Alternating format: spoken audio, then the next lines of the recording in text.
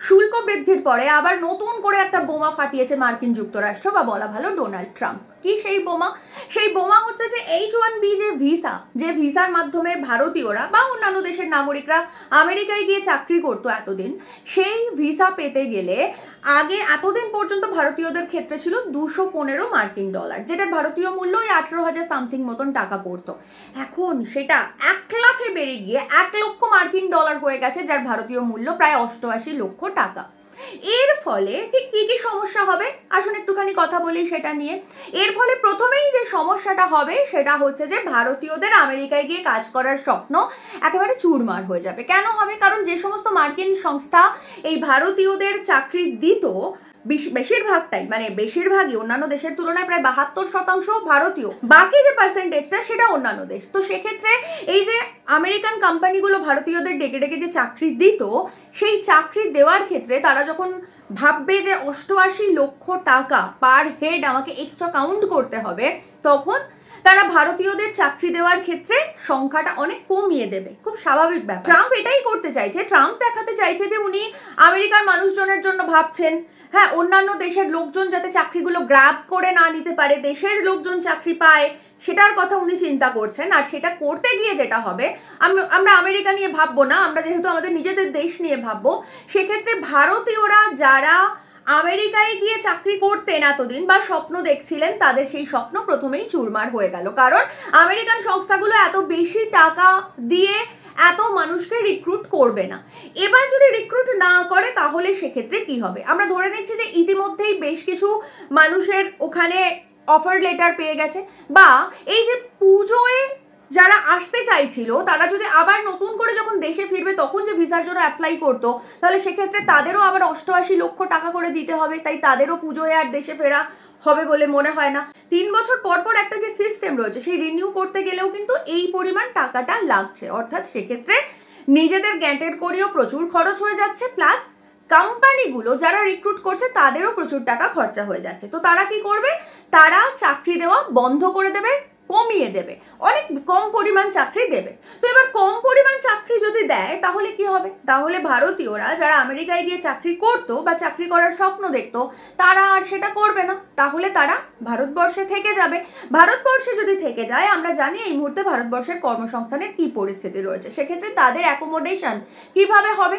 কারণ এই যে যারা যেত আমেরিকায় চাকরি করতে, তারা কিন্তু বেশিরভাগটাই হোয়াইট কলার জব করতে যায়। তো ভারতবর্ষে এই মুহূর্তে হোয়াইট কলার জবের যে কি অবস্থা আমরা এমনিতেই জানি, তার উপরে AI এসে এমনিতেই চাকরিগুলো খেয়ে নিয়েছে। কারণ অলরেডি TCS খাতায় কলমে 12,000 বলেছে, এর থেকে অনেক বেশি পরিমাণ কর্মী ছাঁটাই হচ্ছে আমরা জানি। আমরা TCS এরটা হাইলাইট করছি, আমরা জানি বলে।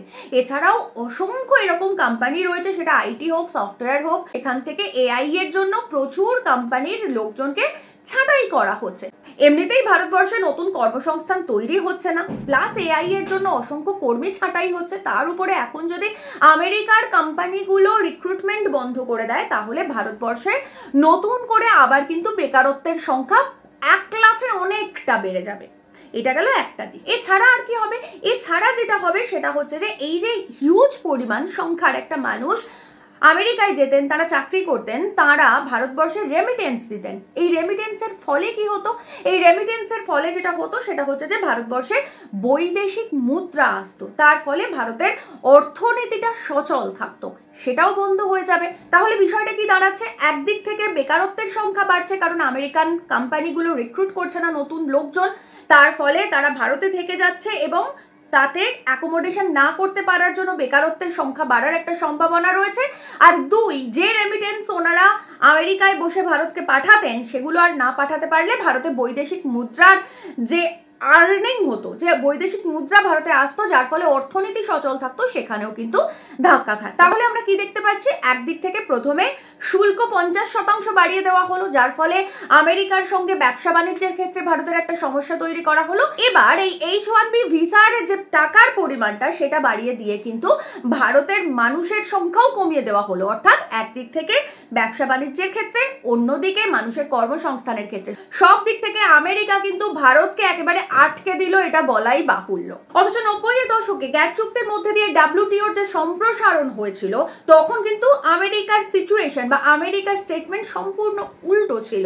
ডাঙ্কেলের যে ড্রাফট, মানে গ্যাট চুক্তির মধ্যে দিয়ে ডাঙ্কেলের যে ড্রাফটের মধ্যে দিয়ে WTOকে আরো বেশি করে সম্প্রসারণ করা হয়েছিল, তখন কিন্তু আমেরিকা সম্পূর্ণভাবে সমস্ত ব্যারিয়ারকে রিমুভ করে দেওয়ার পক্ষে ছিল।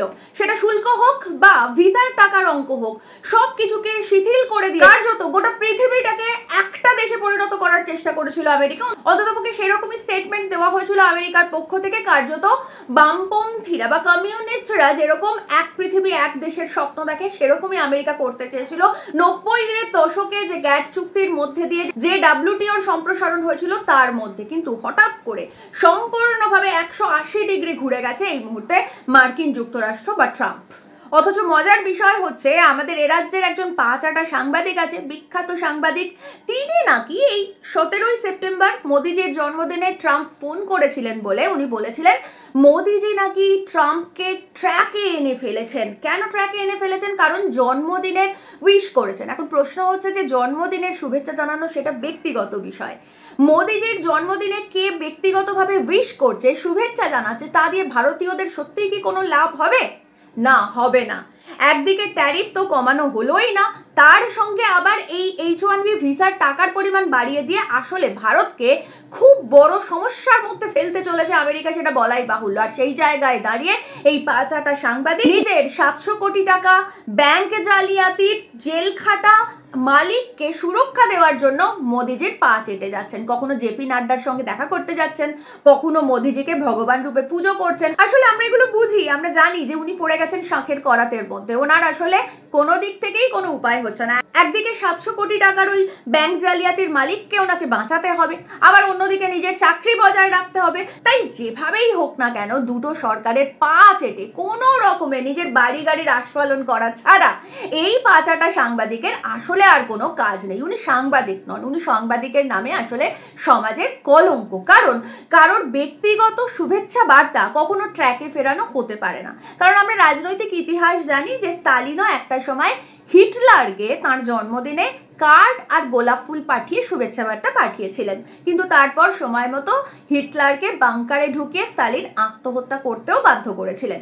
এবার স্টালিনের ওই জন্মদিনের ব্যক্তিগত শুভেচ্ছা বার্তা পেয়ে হিটলারের কতটা কি ভালো লেগেছিল আমরা জানি না, কিন্তু হিটলারের মৃত্যুর পর বা বলা ভালো হিটলারের আত্মহত্যার পর হিটলারের অনুগামীদের অবস্থা কিরকম হয়েছিল সেটা আমরা সবাই জানি। তাই সেক্ষেত্রে যারা এখনো পর্যন্ত ওই পাঁচাটা সাংবাদিকের এই যে স্তুতি, ব্যক্তিগত ফোন কলকে ট্র্যাকে আনার এই যে প্রবাদ, এটাকে যারা মেনে চলছেন তারা মাথায় রাখবেন যে এই ধরনের পাঁচাটার ফল কিন্তু অতীতেও ভালো হয়নি, ভবিষ্যতেও ভালো হবে না। আর তার প্রমাণ ইতিমধ্যেই আজকে এই H1B ভিসার টাকার পরিমাণ বাড়ানোর মধ্যে দিয়ে আমরা পেয়ে গেছি।